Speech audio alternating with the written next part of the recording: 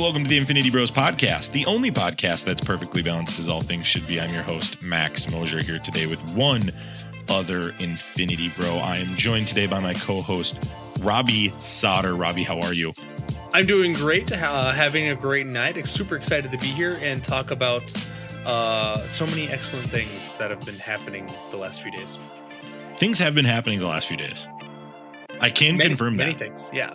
Many Definitely, things. There have been things that have occurred. There we go. Events are happening. Yeah. Yeah. And if you're listening, you're here to listen to us chat about The Last of Us. And so we're going to chat about The Last of Us episode 2 today, titled Infected.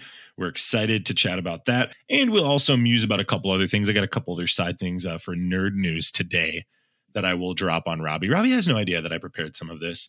Nor did he have any idea I prepared him for some Would You Rather questions in our pre-show. If you are interested in hearing more of us at the end of this show, make sure you check out our Patreon episode that happened for 30 minutes prior to this show, where we talked about Would You Rather. And what was your favorite Would You Rather question on the pre-show, Robbie? Oh, man. I really liked, I don't think because it was the Would You Rather, but I was really excited about the breakfast draft. Yeah, the breakfast draft. We did a breakfast draft. We should do an entire podcast on just drafting breakfast. We'll do a draft, a breakfast draft sometime. Okay. We're going to do it. So we asked those questions. Check out those things on the Patreon episode today. We're excited to get into it. Caveat too on the episode, we tried to get a third co-host. There's 6 of us on the show. If this is your first time listening, we are a revolving cast of 6. One of our co-hosts, dear friend of mine, might not be a friend of Robbie's anymore, wasn't able to make it today for whatever reason. Communication was lapsed. There was a sever in communication. Who is that? It's Zane, Infinity Bro Zane. Who's Zane? You're pleading amnesia. That's what you're pleading. I don't know who that person is. It sounds like a made-up person.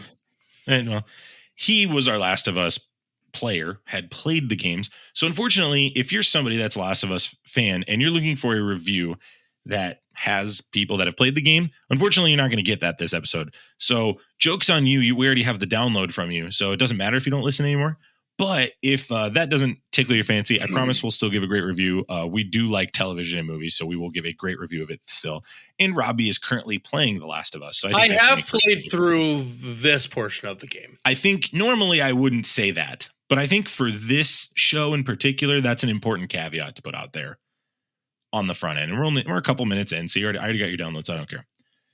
But yeah. So Robbie, how are things going in life? A question for you. Are you on The Last of Us? We don't have to rate the show right now, but are you like on The Last of Us craze right now with HBO Max? I am on the craze. I am at that point where I really wish I could binge watch this. Right? It's HBO Max and Disney still do the weekly releases, which is okay. The problem right now that I'm having is there's no other show. It's just The Last of Us. Where in the fall there was Lord of the Rings, there was football, and then there was House of the Dragon. So there was many things to like entertain me. Right now it's The Last of Us and then only football on the weekends. So 2 football games left. That's 3 technically for the season. But the Super Bowl. Oh yeah, sorry. I'm having to fill my time with other things, and I just want to binge watch The Last of Us because it's so gripping that I just want to be in that world. And right now I can't get any more, and I have to wait 3 more days as of the time of this recording. I'm kind of surprised Disney Plus hasn't had something in the chamber for right now.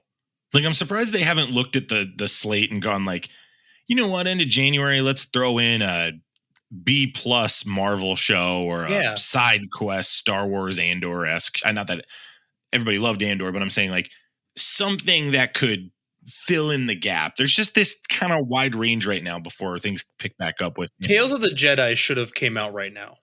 That's a good and it should have been a weekly thing because they released Tales of the Jedi as all of it, I believe. And it was just like, here it is. But it was also during when Andor was going on. It's like, why not wait? Why Yeah. aren't you waiting? That would be there is the Bad Batch. So there are people that are watching the Bad Batch and enjoying that. I have not kept up to date with the Bad Batch, so I'm not, but I'm sure others are. Like I know Infinity Bro Jarrett and Infinity Bro Isaac are all in on the Bad Batch, so they do have something else. Right now, I just don't. We also want to get to a iTunes review we received. You can leave us an iTunes review for our podcast. If you are willing, we would love to do that. We will read it on the show like I'm about to. You also can leave us a review on Spotify. We're up to 20 reviews on Spotify. Wow. Thank you so much. And 4.8, I believe, is our score right now. So if you didn't leave us a 5 on there, you're dead to us. That's a well-reviewed podcast. Yeah, every good podcast I've ever heard has all 5-star ratings, Robbie. Nobody ever disagrees with any podcast. That's good. That's good. That's good. This comes from Ben's Zachary. So it's BN lowercase z followed by an uppercase Z. There is no space. Zachary. This was left on the 11th, 2 weeks ago. We apologize. Is it Ben or Zachary? I don't know. Ben Zach. I don't know. Ben Zachary. We apologize. Ben Zachary. We didn't say it on the last episode, so my apologies.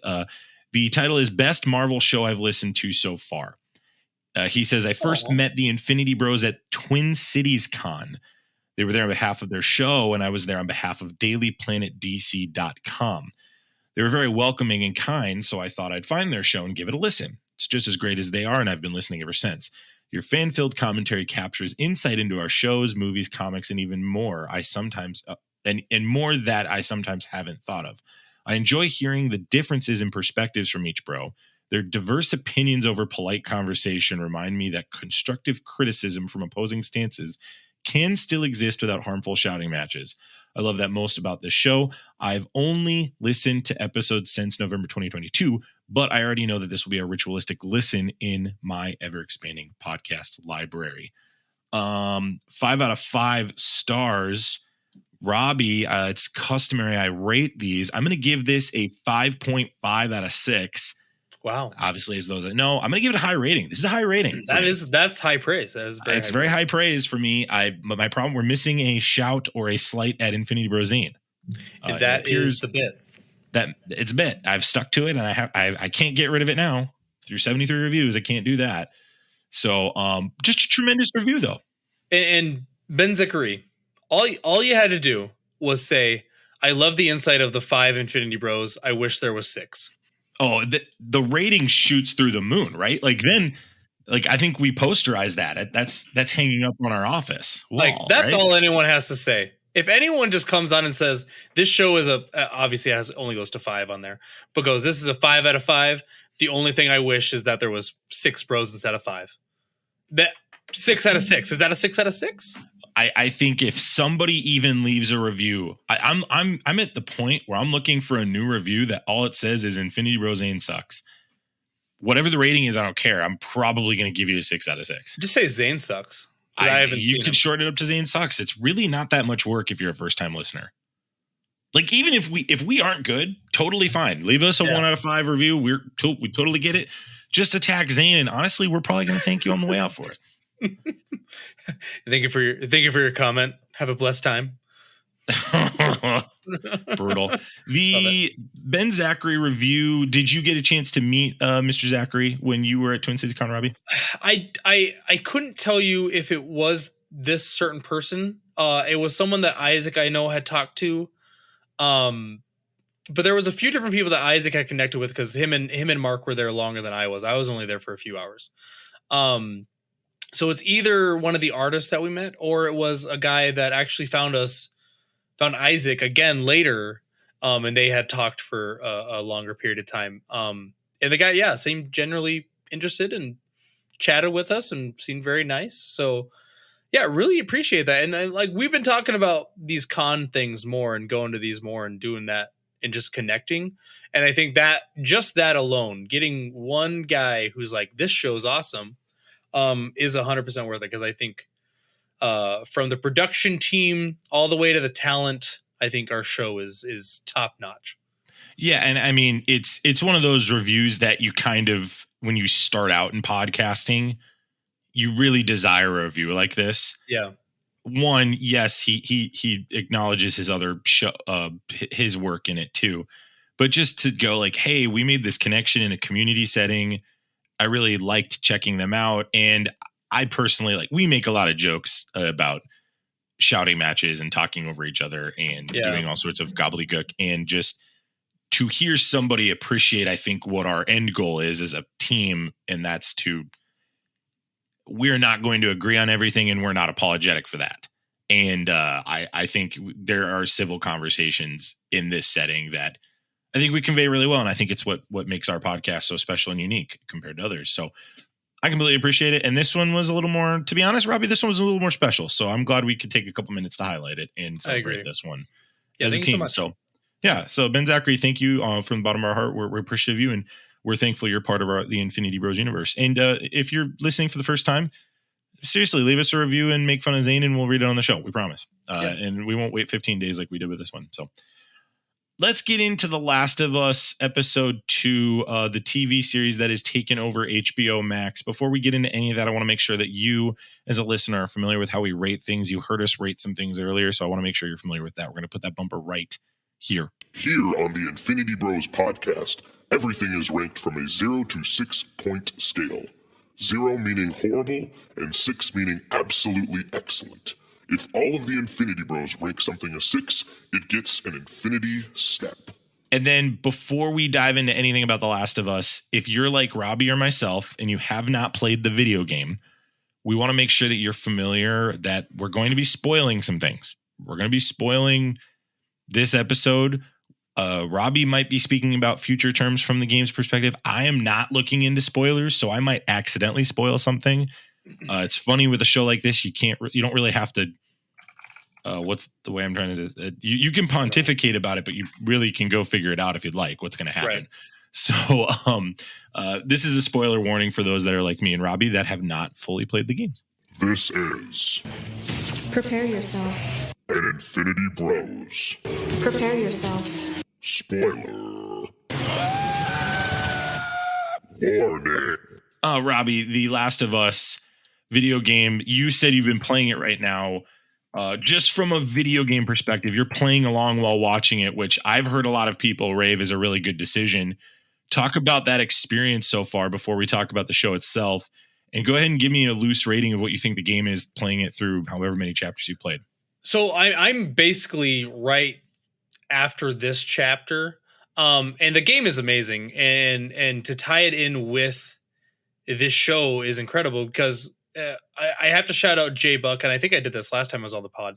But Jbucks has been doing these comparison videos where he shows like scenes in the video game and scenes from the show, and how well they've matched things up is incredible. This is what the fans of these video games want. We don't want you to Halo the bit. It's not your IP to play. I suppose it is your IP to play with, but it's not your IP to play with, because if you play with it, the fans will attack you and you will not have a second season. If you can tinker, right? Like you can tinker a little bit. There has to be changes that we'll talk about further on in the pod. There has to be changes here or there and I think some fans, diehards, can piss and moan about it, and I think we can move on. But if you are honest to the story that the people who play the video game loved, we will love the show.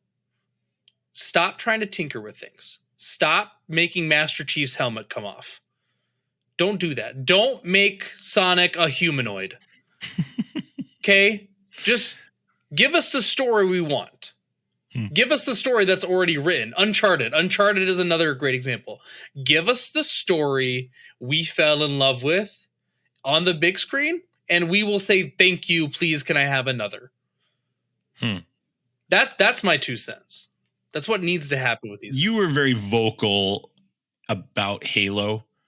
Yeah. You were very vocal about the disdain of that show. So if this is your first time listening, I would encourage you to go back and check out some episodes where Robbie reviews Halo. I think they're very insightful. I'm very angry, actually.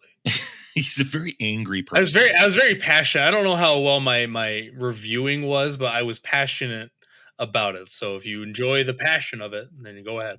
I did not watch, and that was a show that was on my radar because of how Yeah. much I participated in Halo when I was a kid.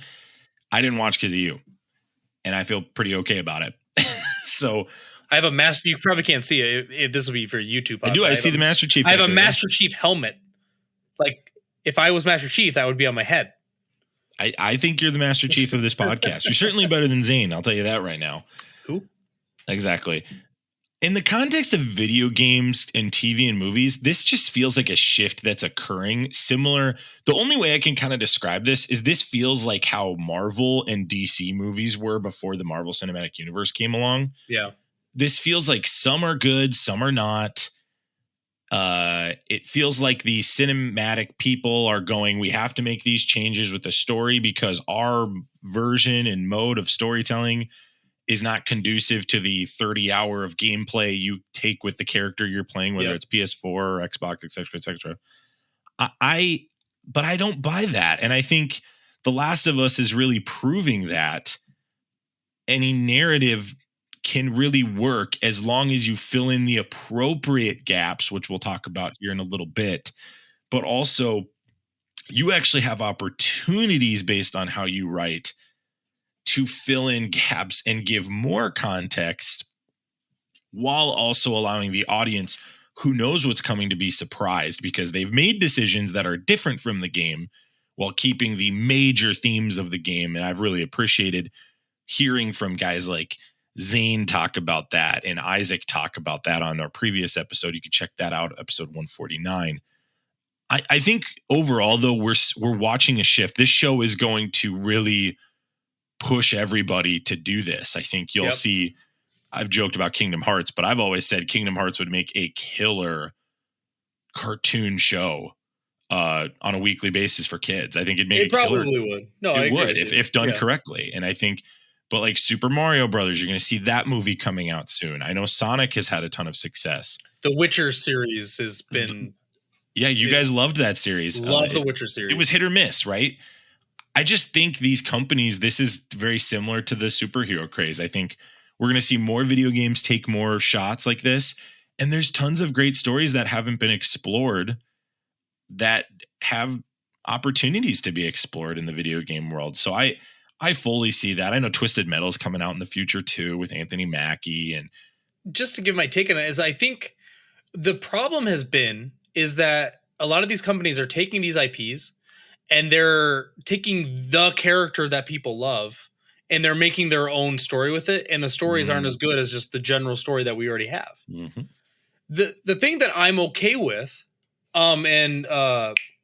So there's a anime on Netflix called Cyberpunk Ridge Runner. I think it's Ridge Runner. Which is a whole secondary side story to Cyberpunk. Cyberpunk is an okay game. Yeah. I've played like 50 hours of it or so. It's enjoyable. It has a pretty decent story. It's an okay game. But this anime is just its own story. It's its own thing. And I can appreciate that and I enjoy it. But if it would have been about the story that I already played and then they just decide to do whatever they want with it, then I have an issue. Yeah. Like don't take like, and it's the same thing with Master Chief.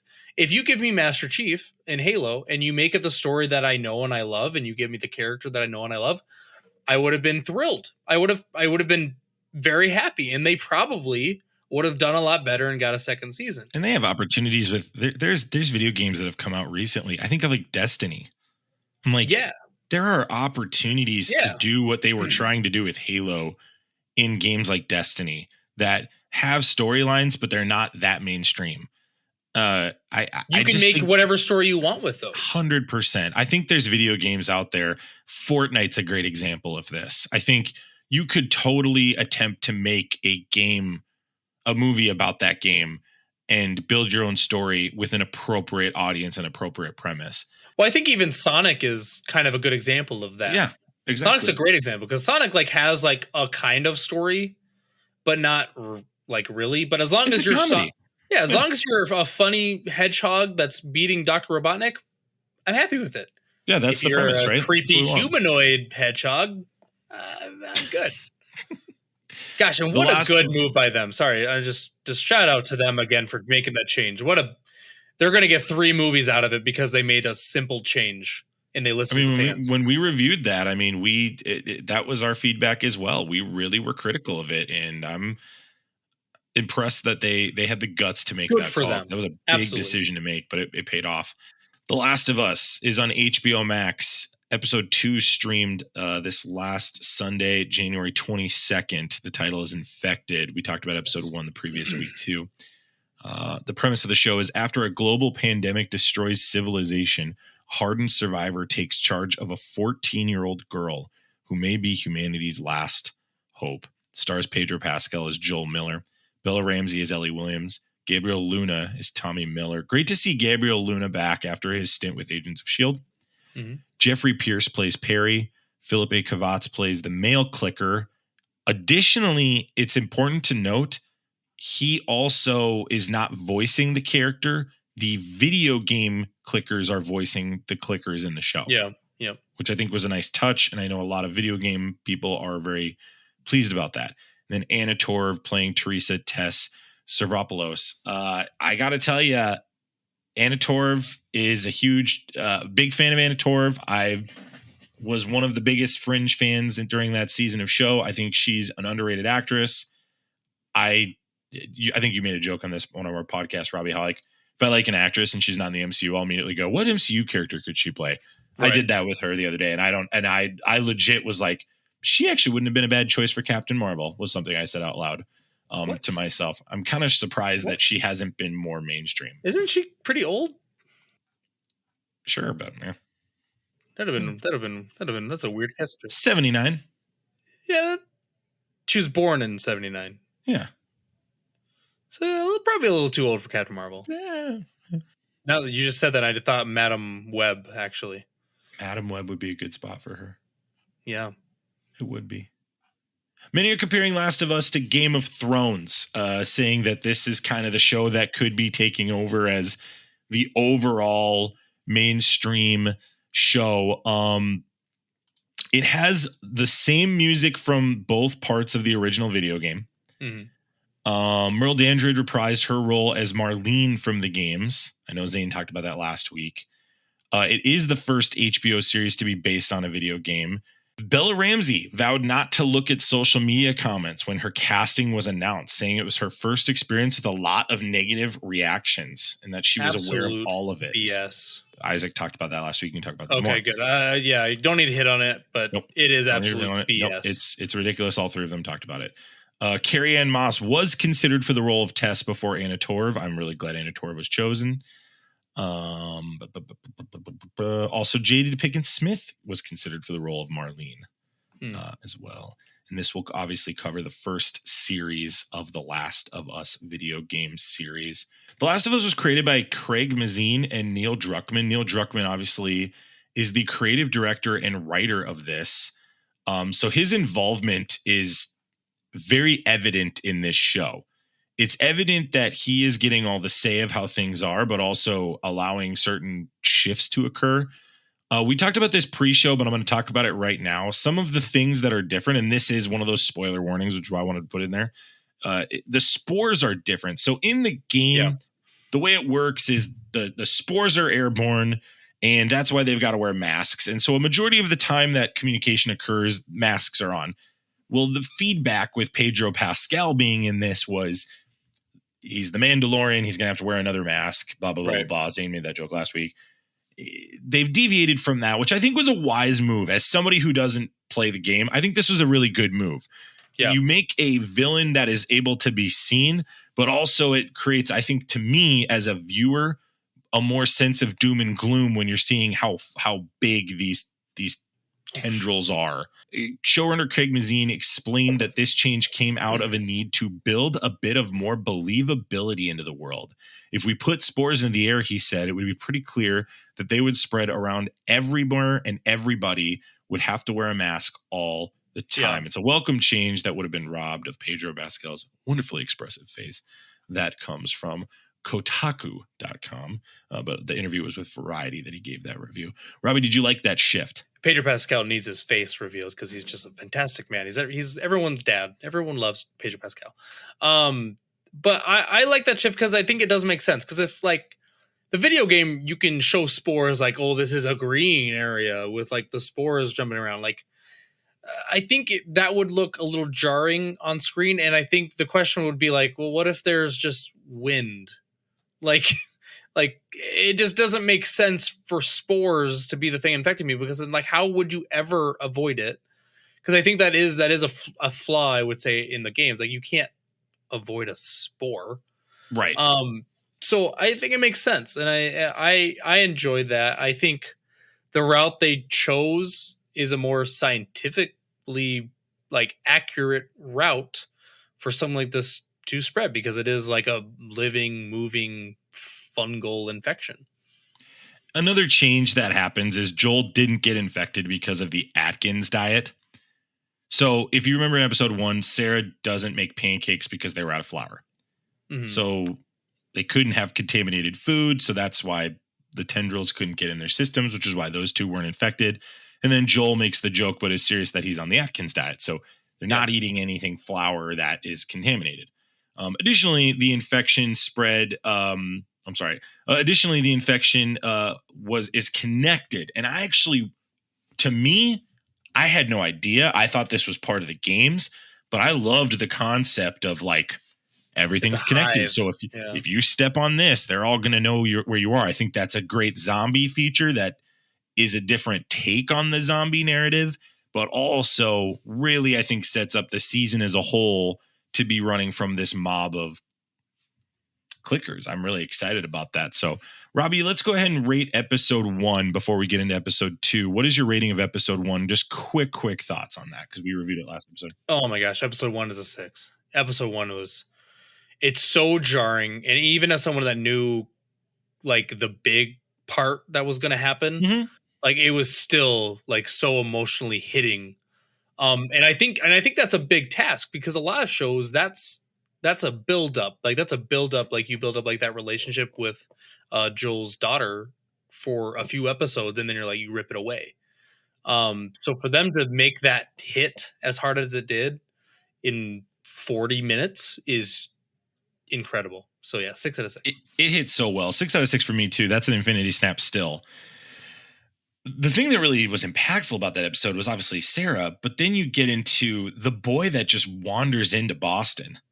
Oh yeah. And that was just really like, I think both of those scenes really just worked really well back to back, and really gives you exactly what you need to follow and care about Joel, but also know how messed up he is when he gets 20 years later. Right. The episode 1 was great. When I was building my rating originally, I kind of thought, oh, maybe I'll give it a 5.8, because there were some slow parts in the middle of the episode that I feel like could have been cut, or like just a couple of conversations that I felt were a little long. But I couldn't not give it a 6, because I didn't know anything about the show and I was immediately hooked. And so to me, you do your job. That's a 6 out of 6. We can, because that other stuff could catch up to you later when you get to episode 2 through, I believe 10 episodes is how many episodes we're going to have this season. So they're for sure having a second season, right? Yes, absolutely. This show is great. Let's go ahead and get into episode 2, The Infected. Robbie, go ahead and give us your broad strokes and what your thoughts are of this episode. Really quick, I'll give you those stats that I did find. It was thank you. They had a 22% more, or like first time viewers on the second episode, which is the highest that like a new show has ever had for HBO. So think of like all the great like seasons of Game of Thrones that have come out on HBO, or like Sopranos, all these incredible shows that have come out on HBO. The Last of Us had the largest jump of like new viewers from one episode to another. So that's insane. And they made tons of money off of this, like new people purchasing subscriptions.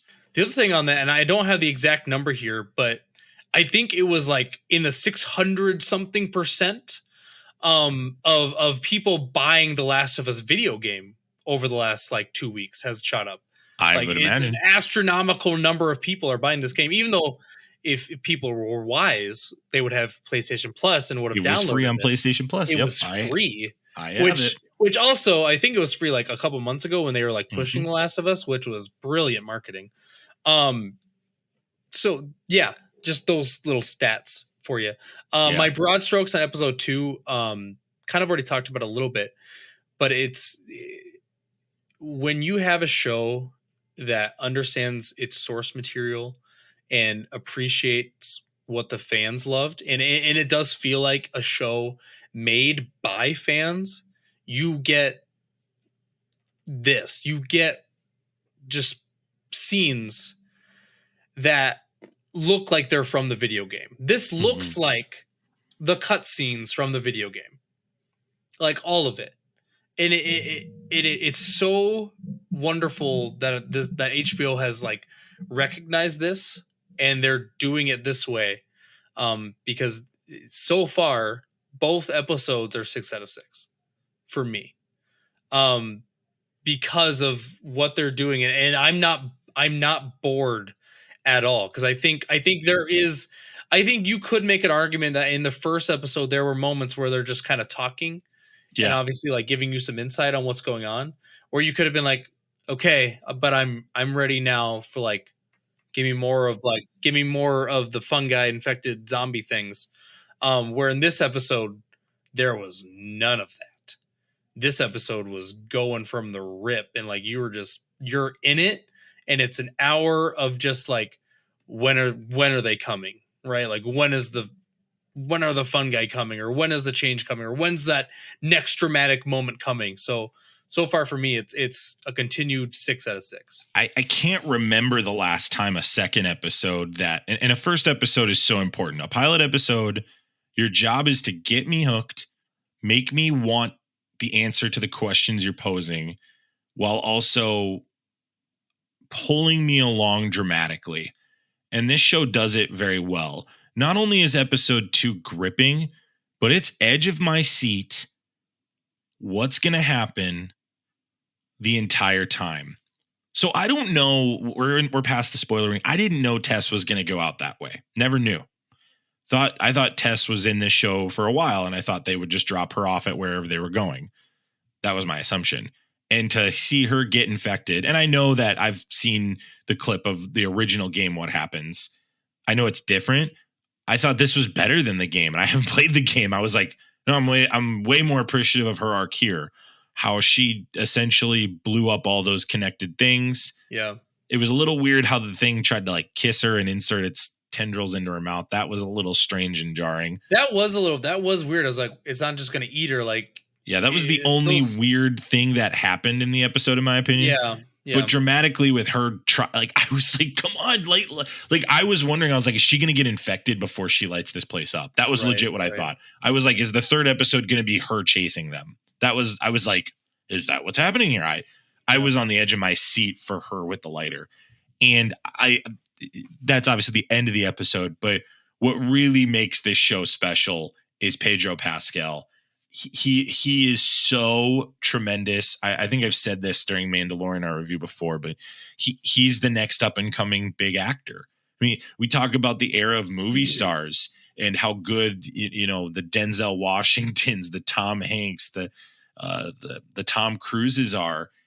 We're watching the golden age of television, and Pedro Pascal is on the Mount Rushmore right now with this. He's taking this show, and a huge reason it's so successful is him. I really do believe it's him. I think Anna Torv had a very important job, clearly, now that I have a better understanding of her character. And I love her, but Tess is so pivotal. I see why people were very judgmental about who plays this character. And Bella Ramsey, too.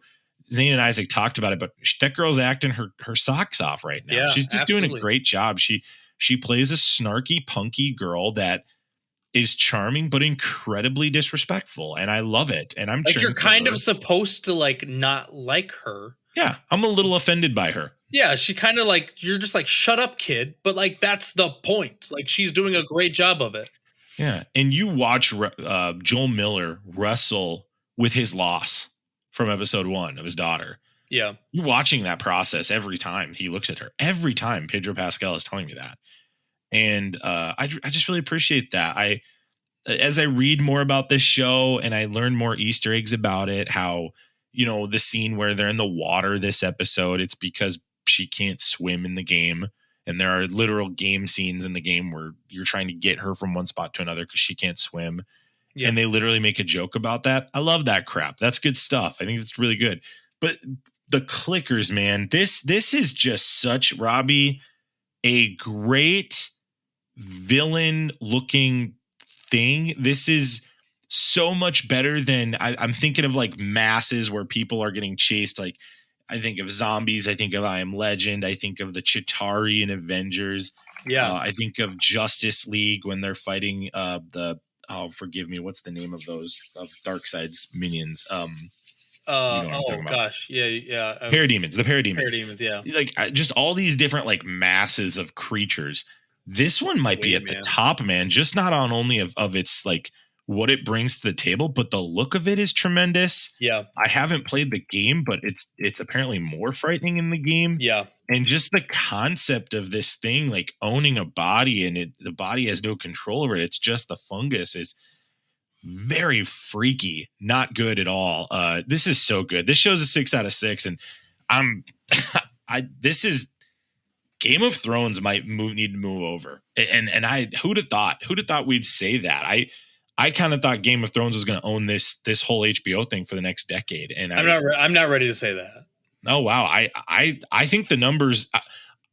Obviously, I've never watched Game of Thrones, but I think the numbers are showing that the population is saying this is what we want. I think the difference is that Game of Thrones started when streaming wasn't as prevalent. Fair. Good point. Fair. If Game of Thrones started now, I think it would blow any record HBO has. I think the other issue The Last of Us does have is it has a limited amount of content to go off of at the moment. It only has 2 games to go off of at the moment. And I assume we're going to get through the entire first game in this first season. And there's there's not an extra writer. And I think that's kind of right now it's Achilles' heel is that, okay, once you get through episode or season 1 and season 2, well then now you're not working on people's love for the game. Now you have to make your own story, and it has to be just as good as the story that I know from the game. Wow. Yeah, that's a really good point. So I think for these first 2 seasons, yeah, I think they're gonna blow like House of Dragon out of the water. I think it does have that kind of power. I wouldn't say like it'll have the same fanfare as like Game of Thrones could have had if Game of Thrones started. And that's not a knock Game of on Thrones Game started. of Thrones. Oh no, I know. And you're not a Game of Thrones guy. This is not me knocking Game of Thrones. I'm just saying this appears to be what HBO Max has always put Game of Thrones as like their main thing. Yeah. When you think HBO Max, it's Game of Thrones is their top thing that they're putting out there. That's their thing. Yeah. And then you got Barry and a couple other projects underneath that. I think this is the show they're going to be touting for the next calendar year. You make a great point, This is the perfect streaming show, yeah. Yeah, this is the perfect streaming show. It's a video game you can play while you want. You can figure out the ending if you want to figure it out. Right. Similar to Game of Thrones. It's like the books. Go buy the source material and you can figure it out. But also we're going to make some shifts on it that are going to cause people to be either really excited or really upset. And that's a huge, great way to get people to talk about your show week in, week out. I really hope HBO goes like, hey, we can do this with any video game. If Halo, sorry, I gave it away. Calm down. But if HBO gets a hold of Halo, oh man, I'll be so happy. Yeah, I just don't see Paramount doing that. I don't see them ever giving that up. Well, Paramount can kick rocks. Paramount. Paramount Plus is trash. Paramount Plus had a chance. They had a chance. They had a shot. They had their shot and they blew it. They had their shot and they blew it. What game would you want to see them like what game would you want HBO Max to take outside of Halo? Infamous. If you ever played Infamous. Did you ever play that? I'm familiar with the game, but I've never played it. Oh gosh. Infamous would be one hell of a game to make into a show. And they would have to go top dollar because the CGI would have to be like legit. It would be that Disney issue where like, how much money do we put in the CGI because the main character is like a lightning powered protagonist or anti-hero. I'm really shocked that they made a Mortal Kombat movie. I think a Mortal Kombat show would do way better on HBO Max. I think so too, but yeah, but Infamous or like Borderlands. Fallout? What about Fallout? Fallout could be an interesting one. Fallout does actually, no, never mind. Fallout has an incredible story they could follow depending on where they wanted to start. But again, that's another, those probably cost a lot more. But so it would have to be like something they can make popular again, and like people will come see and get the right person. So yeah, HBO Max is the place to do it because they have shown with like things like House of Dragon and all the other and Game of Thrones that they will put the money in if they know their return is coming and if they know if the product is good. And their products so far, when was the last HBO product? Well, oh no, that's not a good example. I was going to say, when was the last bad HBO product? It's Velma. That's trash. But that probably didn't cost as much. We're not talking about Velma tonight. We're not talking about Velma. We know it's trash. We're moving on. I think The Last of Us is really good. I think this is if you're somebody that is listening to us to kind of because we've spoiled a couple things, but we haven't talked about a ton, and I'm okay with that because I think this show is a go see it for yourself show. Yeah. I love what they're doing with the opening scenes with in this one you have Christine Hakim playing the scientist in Pakistan. So that opening scene in Indonesia happened 2 days before the events that happened to Joel. Wow. Or that happened, yeah. So it took place on September 24th, 2003, 2 days before the premiere episode events. Forgive me, I said India and in Indonesia, forgive me. Yep. So it was like, so this lady, when she said like bomb everything right now, like it was legit, like you have to either bomb everything right now or you have 48 hours and everything's going to crap.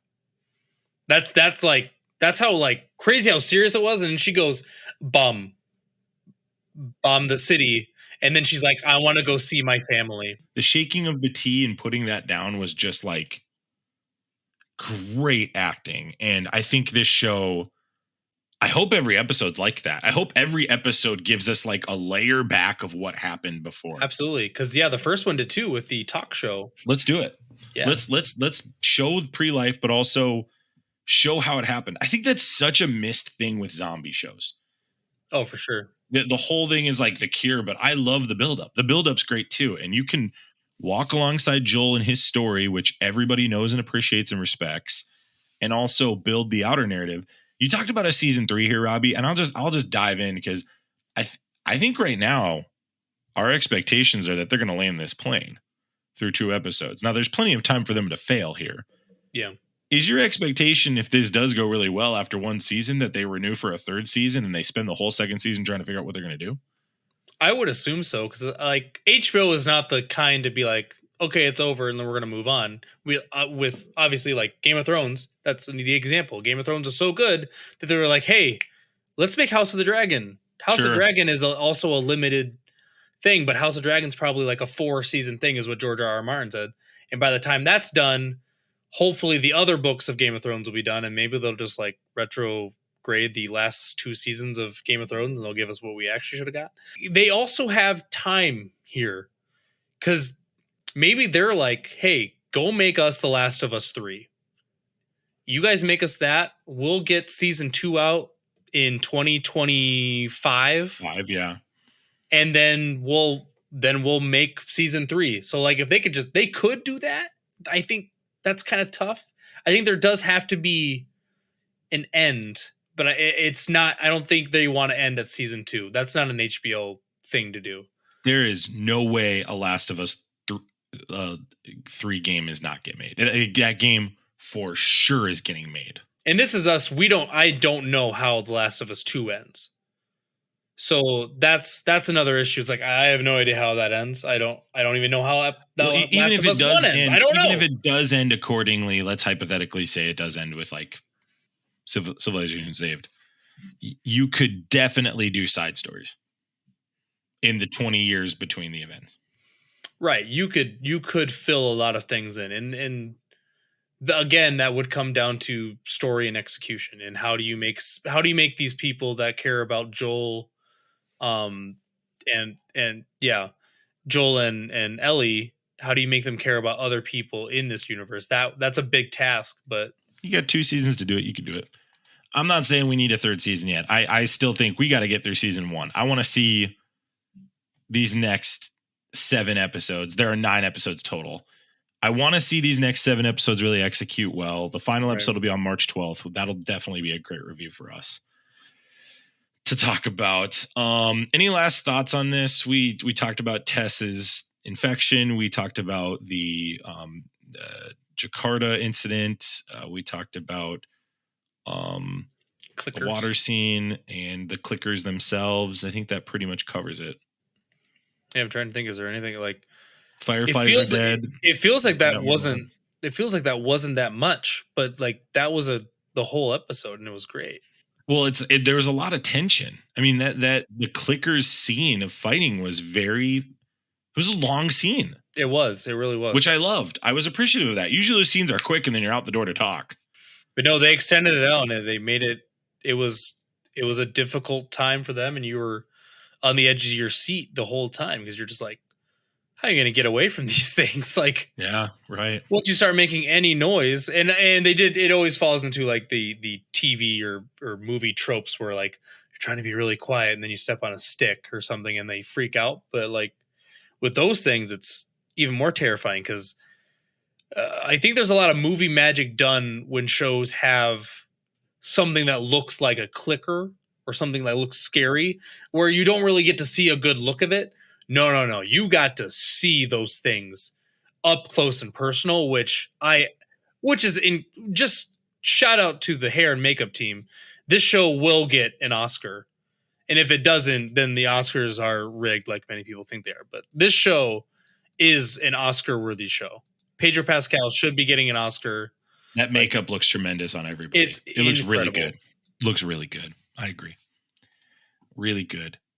Let's head over to Nerd News. Nerd News.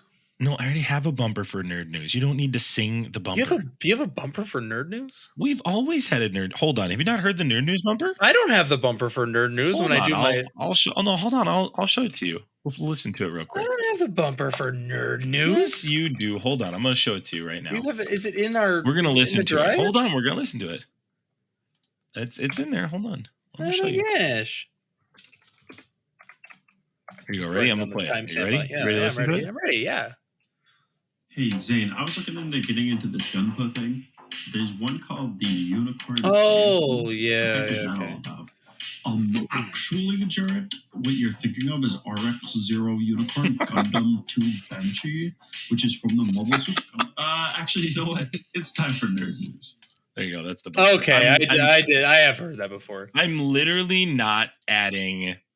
I'm not adding the music now. That was the bumper. Nerd News. It's great. Yeah, it's brilliant. Another shot at Zane. Yeah. Tobey Maguire. What? Have you heard of her? I believe that's a man. Oh, sorry. Yes, it's a man. Sorry. Yes, Tobey Maguire today on Marvel.com had an interview. Okay. This was this today? This was today. How about that? It was today at 4:54 today. He had an interview that was done behind the scenes for the upcoming behind the scenes coffee table book, Spider-Man No Way Home, the official movie special. The interviewer asked about his return, to which Tobey Maguire said, when they called initially, I was like, finally, I got the call and was immediately open to coming to do this. Not without nerves, What will this look like and what will the experience be? But to get to show up with this beautiful, talented, creative team and play together, it's just like, yes, it's fun and exciting. He goes on to say, and this is him essentially saying I'm down to come back, is I love these films. I love all these different series. If these guys called me and said, would you show up tonight to hang out and goof around?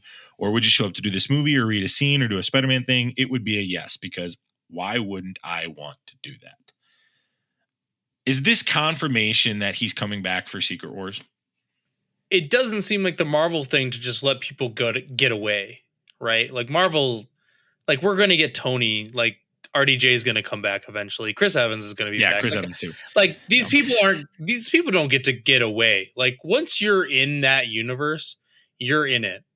And I think any of them, anyone who's been in any of them could have a chance to be back. So yeah, I think this is a confirmation that he is for sure. We're going to see him again for sure. His willingness is shocking because historically, Well, what else is Tobey Maguire doing? What else is Tobey doing? Nothing. Robbie, with all due respect, there's not many actors in the Marvel Cinematic Universe that are doing other things. There's a couple. But for the most part, I was going to say Zoe Saldana would be one of them. I'm just saying, like, Robert Downey Jr. is not making a ton of other films. He's in some things. He's in the Oppenheimer movie. But, like, he's not making a ton of things. Chris Evans, he did Knives Out, but like Chris Evans has done Knives Out. He's done a few things. So Chris Evans, the Apple show. Yeah, he did the Apple show. Chris Evans is trying to branch out. Yeah, I think so. But I think for the most part, these guys don't do it and things differently. Jeremy Renner would be the argument too. No, Chris Pratt's the argument. Yes. Chris Pratt is doing anything and everything that anyone wants him to do. Because Chris Pratt knows he's like, I've got a very small window where I'm the guy. He is, yeah, and he is. Another guy will come around. I feel like his window is already closed, but people still think he's the guy. I think he's the guy. You think so? I think he's one of the guys. I'd agree with that. I think Pedro Pascal's the guy. I think Pedro Pascal's the TV guy. Chris Hemsworth is also in this weird space where he's also the guy because he had that show on, like, Disney's really in love with Chris Hemsworth. And I watched the show. I don't, whatever, like Limits or whatever it was. His discovering of having the gene that could give him Alzheimer's is fascinating because that's the first time that I've heard somebody in this whole situation go, no, I've got a reason to step away permanently. Like I could see him 5 years from now go like, I'm done. And I'm like, the only person that's really done it so far is Batista. Batista's the only guy. Oh yeah. Like, no, he's done. I'm not coming back. Don't even think I'm coming back. Right. And he's actually another one that's actually done a lot of stuff. He thinks he's way better of an actor than he is, though. I agree. I do not think he's that good of an actor as compared. I think he can act, but I don't think he's like the best actor like everybody else kind of gives him credit for. They're like, I can't believe he acts so well. I'm like, no, he's a wrestler that has a limited range that gets to be on specific projects, and those projects elevate his range. Because and he's like limited by like having all his tattoos and having like being a massive guy. Like, unfortunate for him. If he was like Pedro Pascal size, he's probably getting more work. But you're limited in that role, and that's okay. You got your space. I'm happy to see Tobey Maguire's happy to come back though, because I know historically he was the guy that was like, I don't know, need to do it. No. Apparently behind the scenes, he's not the best guy. Apparently behind the scenes, he's whatever. So, but yeah. Avatar, the sequel overtakes Avengers Infinity War in its rating of money made. You can check out our TikTok account. Robbie actually showed a TikTok of this. 1 million views, almost. Why are they yawning at that? I'm not bored of it. Because you guys hate Avatar, and I'm the only one that's seen it. I don't hate Avatar. I just have. I haven't got to review Avatar on this. Do you want to review it right now? Here, go ahead. Let's review it. I could give a quick. Go for it. Let's hear it. This doesn't seem like the type of environment that I want to review. Nobody will let me review it. Here you go. Review it. Am I wrong? It's the biggest movie of the last 4 years since Infinity War. Haven't heard an ask. Haven't reviewed it. Okay, 2 things. One, you've never, since you've seen it, gone, I've got to review this. First point. So that says what you think about the movie. Okay. I did say I think you guys all need to go see it. 2, I will watch it when it gets to a streaming platform. I'm with Isaac on that. I will watch it when it gets to a streaming platform. I'm not going to go pay money to see that. I will say that's a mistake. Okay. And I am a little taken aback that you are holding that stance, because you and I are in agreement that there are movies made for the cinema. Agreed. And this 100% is the most, I'm saying this, and this is not a lie. It's also my opinion, but it's also not a lie. This is the best movie in 3D and at the cinema you will ever see until like we get to the next stage of like movie watching experience. There's nothing that comes close.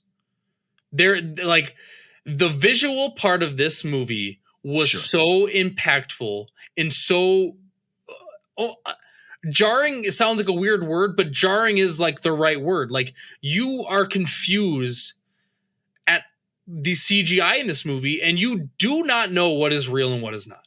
That's how good. Like you could not pick it out. Good. And I will say, I think there is a weird balance where the CGI and the beauty of this movie actually is so much better than what the story is trying to portray that it actually weakens what the story is. And I think the story is actually okay. I think they fell into a really bad villain trope. And I don't know if you care about spoilers or not. I actually do. I'm going to say don't spoil it. Okay, so I won't spoil it, but I feel like they fell into a really bad villain trope that's going to keep carrying on, and I think that's a huge mistake, and James Cameron is an idiot for going down this road. So that's my biggest gripe. The story is actually okay. There are things that about the story and that I really loved, but it mainly centered around watching these people just do life and be in this beautiful world around these beautiful creatures, and their connection with them. The story is mid, I believe was my saying, but the visuals are so good that it launches it. The argument has never been the visuals. It's clear and evident that the time that's gone into this movie is the visuals. My problem with James Cameron is he thinks he's God's gift to storytelling and cinematography. Yeah. And that is just, it makes me not want to see it. Maybe I am, you know what? I probably am holding a grudge. I'll say I'm holding a grudge. Sure. No, you are. I'm holding You a grudge. absolutely are. Yeah. Cool. I'll say it. I'm fine with that. But I'm not going to be bullied into seeing it into the not that you're not trying to bully me. He's the kind of guy that's like, get off your rear end and go see it. Like, no, I'm going to watch it in my house. Because if the visuals are that good, then I'll see that in my house. And you'll probably will, but I will say I would be interested to see this movie without the 3D, just to like, is it as incredible as it was seeing it in 3D? Like, I think that would actually be an interesting comparison, because in 3D, this movie's it's confusing. Yeah, like it's incredible. It's so incredible that I can't even explain it. It kind of falls in that uncanny valley, like wow. what the uncanny valley is. Yeah. But it's kind of at a weird spectrum of the uncanny valley, because it looks so real, but like it's almost like disturbing how real it looks. I don't know if that like, it's really hard to explain, because I was just, while watching this movie, I was trying to like figure this out. Like, it looks so good, but I know it's not real, and there's something off about it. So I don't remember exactly what I gave it when I gave it my review on in our chat. But I would give it a 5.5. I would say it is absolutely a must watch. Wow. It is a must watch that is such high praise given how much we have like negatively spoken about this movie. Oh yeah. Yeah. But I would give it a 5.5, and I would say it's a 5.5 movie going experience. Wow. So that could change if I bring it home and I watch it. I'm like, it's okay. I feel like we're affecting your rating on it. I feel like our negativity is affecting your rating. You think so? Like, I feel like I think if we were pumped about it, you'd give because it a 6. I was negative too. Oh, you think I would give it a 6? No, because I think if we all hyped about it, I was just the only one willing to actually go to the freaking thing. And we're thankful for you. You're a good Infinity Bro. I don't know. If you ask Mark, I've been ostracized by Mark. Yeah, I don't think you should be friends with Mark. I'm the Avatar guy now. Yeah, I'm a big Avatar. You're Avatar. You're the Avatar. Congratulations. You're the Avatar guy. I get to be the DC guy and the Avatar guy. Oh, that's no. Mark's the DC guy. You're the Avatar guy. Kevin, come on. Kevin made that choice. That's all I get is the Avatar guy now. Oh, jeez, brutal. No, that's a good spot. That's the worst. Yeah, I don't like that. Because then I have to be a James Cameron guy, and I don't want that. No. You're not. There's a huge difference between being an Avatar guy and a James Cameron guy. Okay, I'm glad there's a difference. You're not a James Cameron guy. Differences there. I'm going to let you off the hook for that. Okay, good. But I would say it's a 5.5. Go see it in theaters. Stop being a stick in the mud. Okay. I mean, well, everyone else has already seen it in theaters because it's made $2 billion. So it is really just you guys. My family has paid money to see Avatar. My wife went and saw it. Oh my gosh. What is wrong with you? She loved it. You are holding a ridiculous grudge right now. I told you I'm holding a grudge. I will say it's childish. I'm being a child. You and Isaac. Just and call Mark, me Zane. Just call me you, Zane. Isaac, and Mark are being children. Right and now. Jared, for sure. Put Jared. No. Jared has a better reason. Jared's reason we're not going to get into. I can't adopt Jared's reason. Jared's reason is the reason I'm not going either. Do you know Jared's reason? I know he said it on our podcast. He said it on This Day in Lee's. Did he? Yes. Go back to if you don't know what we're talking about, go to This Day in Lee's. And so Jared has a legit reason, and I totally respect Jared's reason. I don't respect any of your guys' reasons. I respect Jared. I no longer respect your rating, Avatar guy. Robbie, so that should be on your bio now for Twitter. Just go ahead and put, I'm an Avatar guy. I'm the Avatar guy. Yeah. So whenever we get anybody that's interested in Avatar, we'll have them reach out to you. Dude, we're at an hour already. So we need to shut down shop. I thought we were going to do Hot or Snot, but we're not. We don't need to do Hot or Snot. No, we don't. Last question. The new Shazam Fear of the Gods trailer. Did you see it? When did that drop? Today. Oh, shoot. No, I didn't see that. Okay. Go check it out. I'll review that then real quick. I saw it. Okay. It's Robbie, I hate to be this guy, but I think it spoiled the whole movie. I'm already at this movie's going to be average level. Yeah. Anyway. So I don't like that it spoiled it because this is the one DC movie that I'm like kind of grieving we're losing through this process aside from Man of Steel, but I think that's a different conversation. That hasn't been said. What? James Gunn hasn't said anything about Shazam. Well, I'm assuming this doesn't matter. I'm hoping that's not the case, but I'm assuming going into it that this is the last time I'll see this rendition of the character. Yeah. So the trailer was very mid. I'll give it a 4 out of 6. I really like the music. They have been doing some awesome music choices for the Shazam trailers. Yeah. Like every Shazam trailer's got great music selection. And they do it again here. So that was cool. But like they show a ton of the fighting in this, which is like really shocking. It kind of goes through the whole Robbie. I think it legit goes through the whole story arc.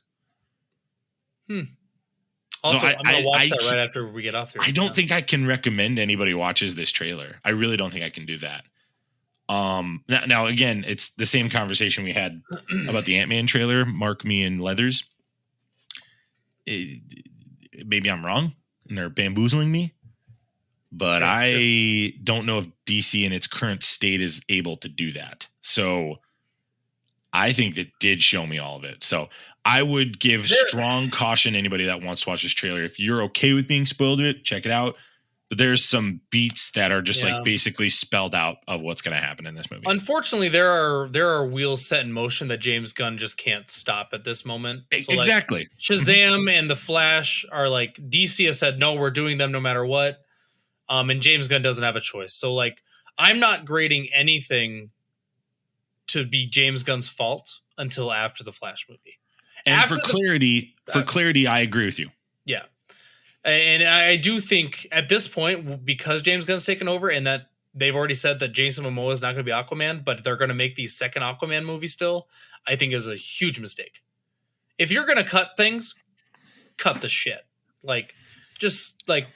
Gotta make that money. Yeah, I know. And so maybe we need to say after Aquaman, that's when we go, okay, now is James Gunn. Like, and that's our cutoff. So anything until then... I mean, I'll go see it because it's DC, and I think there's a chance that Shazam could be an okay movie. The Flash, Ezra Miller can kick rocks. I liked the first Aquaman. I love Jason Momoa, but the fact that we know that he's not going to be Aquaman after it is a little disheartening and doesn't make me very excited. He'll be the future Lobo. Perfect Lobo. Great selection. And I hope that they do some sort of multiversal BS and explain it and fix things because it all needs an overhaul. We've talked about this at length. Like if you're DC, just go away for like 5 years and then come back. And they're not going to. But James Gunn has such a tough. Make 6 seasons of Peacemaker. Just make 6 seasons of Peacemaker, and then in 2028 we'll get you can give us, I don't know, give us whatever you want. Give us the Flash. Give us Green Lantern. Just give us whoever. Give us Hawkman. I don't know. Doesn't matter. Dude, it's going to be No Name City for DC. I think that is the move. I think Gunn is just going to pull randos off the street. Well, he's proven that he can do that and makes it work. He can do whatever he wants. Yeah, like, I think he'll do that. And if he goes and grabs like Pedro Pascal, what superhero would you let Pedro Pascal be? I wasn't really saying for a superhero, but like, gosh, who would Pedro? Ooh, Elastic Man. Potentially, I don't know. I want him to be a more serious role. I want him in a serious role. I'll be honest with you. That's a little too silly for me. That is a little silly, dude. You know what? Pascal would actually like randoms. He actually wouldn't be a bad Batman. I know he's older. No, he wouldn't be a bad Batman. No. I wouldn't think he'd be a bad Batman. No, not.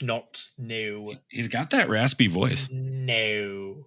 He looks good in a suit. Come on. Yeah. I love how you're turning around. How you're like, no, I'm not even going to acknowledge you. I'm looking at my Funko Pops trying to think of who he could be. I mean, we just got Dr. Fate, but holy crap, he could be a killer Dr. Fate. So Pierce Brosnan is my Dr. Fate.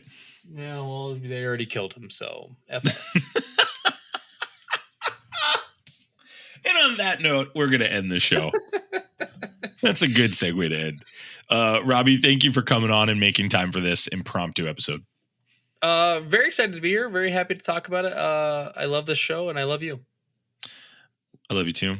We love you, audience. We love you guys 3000 as always. You can check us out on everything that we've talked about today. TikTok. Robbie's making great TikToks. Check out his face there. He's the face of the Infinity Bros. Discord, keep the conversation going with us in there. Share some funny memes, maybe see some spoilers that we find. Facebook, Instagram, Twitter, Twitch. Watch us play video games once in a while. We want you to be part of the Infinity Bros universe. You're invited in. We'd love to do that. Tons of other things are awaiting you in there. All of that is in the link in the show notes. Love you guys 3000. We'll see you soon. See ya. Bye. Thanks for tuning in to the Infinity Bros podcast. You can find the Infinity Bros on Facebook, Instagram, and Twitter at the Infinity Bros. Feel free to send listener feedback via email at infinitybrospodcast@gmail.com.